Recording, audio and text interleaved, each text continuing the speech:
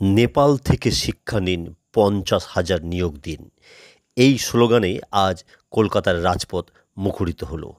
হ্যাঁ বন্ধুরা, আজ ১১ই সেপ্টেম্বর বৃহস্পতিবার ২০২২ টেট পাস প্রার্থীদের আন্দোলন এক ভয়াবহ রূপ ধারণ করল এবং এই আন্দোলনের ভয়াবহতা এতটাই বিশাল ছিল যে শিক্ষামন্ত্রীকেও সাংবাদিক সম্মেলনে সেই প্রসঙ্গ টানতে হলো।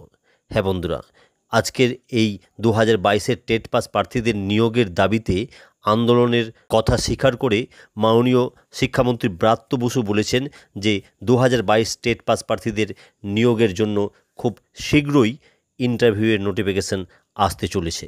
তবে ভ্যাকেন্সি নিয়ে কিন্তু তিনি পরিষ্কারভাবে জানিয়ে দিয়েছেন যে ৫০,০০০ ভ্যাকেন্সিতে নিয়োগ করা কোনোভাবেই সম্ভব নয়।